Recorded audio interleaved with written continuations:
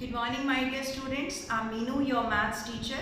I hope you all are fine and doing your work properly. In the last video lecture, we have discussed exercise 5.3, question number 10 to 14. So today we are going to discuss the two questions, question number 15 and question number 16. So let us see. This is chapter 5.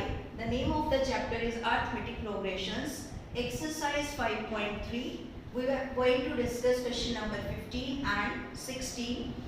Firstly, we will do question number 15. So what is question number 15? The statement is, a contract on construction job specifies a penalty for delay of completion beyond a certain date as follows: rupees 200 for the first day, rupees 250 for the second day, rupees 300 for the third day, and so on. The penalty for each succeeding day being more rupees 50 for the preceding day. How much money the contractor has to pay as penalty if he has delayed the work by 30 days.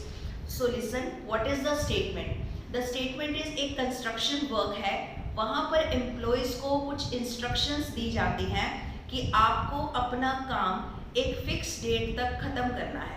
अगर fix date तक काम खत्म नहीं होता तो employees के ऊपर जो है पेनल्टी लगाई जाती है. फॉर एग्जाम्पल, मान लीजिए हमें ऐसा कहा जाए कि आपका काम 28 अप्रैल को ख़त्म होना चाहिए. अगर नहीं हुआ, अगर कंप्लीट नहीं हुआ तो आपको पेनल्टी लगेगी रुपीज़ 200. फाइन, तो 28 अप्रैल की पेनल्टी कितनी हो गई? 200. इसी तरह से अगर आपका काम 29 अप्रैल को भी ख़त्म नहीं होता है तो उसमें 50 रुपीज़ ऐड हो जाएंगे. मीन्स 200 तो पहले था, 50 और ऐड हो गया तो कितना हो गया? 250. इसी तरह से अगर 30 अप्रैल को भी काम खत्म नहीं होता है तो 250 में 50 रुपीज़ और ऐड हो जाएंगे तो मीन्स कितनी पेनल्टी हो जाएगी? 300. इस तरह से जितने दिन काम डिले होता जाएगा 50 रुपीज़ पेनल्टी में ऐड होते जाएंगे. So what is the AP series here? The first penalty is 200, then 250 and then 300. अब कॉन्ट्रैक्टर ने ये कहा है कि अगर काम इसी तरह से 30 डेज तक डिले होता रहे तो 30 डेज की टोटल पेनल्टी कितनी होगी? अब जहां पर टोटल होता है वहां क्या निकालना होता है? सम निकालना होता है. फाइन, तो देखिए A कितना है यहाँ पर? 200. What is D? 250 minus 200. So this is 50. And what is N? N is 30. So Sn, the formula of Sn is n by 2, 2a plus n minus 1 into D. Put the values.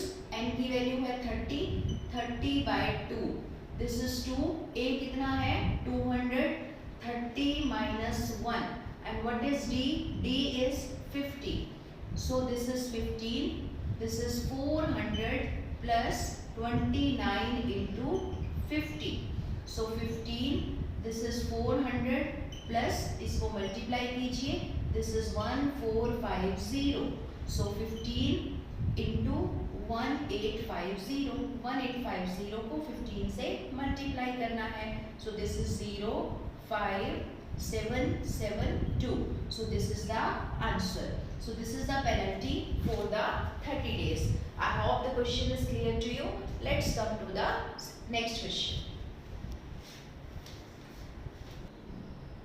This is question number 16. The statement is, a sum of rupees 700 is to be used to give 7 cash prizes to students of a school. If each prize is rupees 20 less than its preceding price, then the value of each of the prizes. What is the statement? 700 rupees से हमें 7 cash prices देने हैं students को. ठीक है, हमारे पास total amount कितना है? 700. और उससे हमें कितने प्राइजेस डिस्ट्रीब्यूट करने हैं? 7 प्राइजेस जो कि कैश प्राइजेस हैं. ठीक है, एक कंडीशन दी है कि if each prize is rupees 20 less than its preceding price. कहता है पहले बच्चे को, प्री का मतलब क्या होता है? पहला. कि फर्स्ट वाले बच्चे को, फर्स्ट स्टूडेंट को जितने रुपीस का प्राइस मिला है उससे पीछे वाले बच्चे को उससे 20 रुपीस लेस का प्राइस मिला है. मान लीजिए फर्स्ट स्टूडेंट को हमने 100 रुपीज का प्राइस दिया तो जो उससे पीछे वाला बच्चा है उसको कितने का मिला है 80 का, तो उससे पीछे वाले को कितने का मिला है 60 का। So this is the sequence, right, this is the statement. कहते हैं find the value of each of the prizes. तो बताइए हमने कितने कितने रुपीस के प्राइजेस डिस्ट्रीब्यूट किए हैं।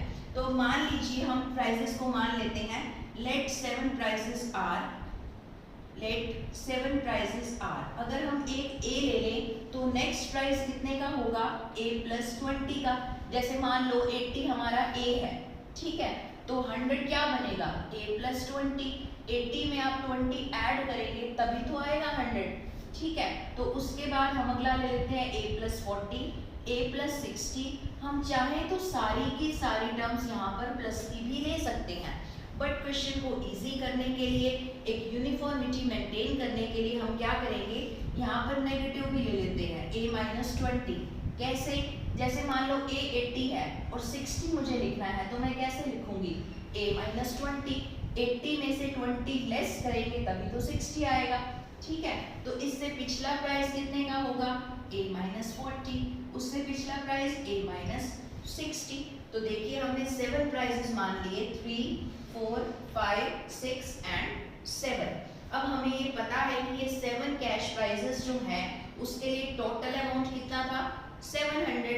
तो अगर मैं इनका टोटल कर दूं a minus 60, a minus 40, a minus 20, a plus 20, a plus 40, a plus 60, तो ये किसके इक्वल होगा 700 के, ठीक है। तो 60 से कैंसिल हुआ 60, 40 से 40, 20 से 20। सो दिस इज 1, 2, 3, 4, 5, 6 एंड 7। तो 7a कितना हुआ 700, a कितना आ जाएगा 100। तो प्राइसेस आपके पास कितने कितने रुपीस के बनेंगे, ये a है, तो a हमारा कितना था 100, 100 plus 20 120, 100 plus 40 140, 100 plus 60 160, 100 minus 20 is 80, 100 minus 40 is 60, 100 minus 60 is 40. So these are the 7 cash prizes, right? I hope question number 15 and 16 both are clear to you. So this is your homework. Do question number 15 and 16 in your notebook. I'm sending a PDF also. You can see solution in PDF also. Till that, take care and bye bye.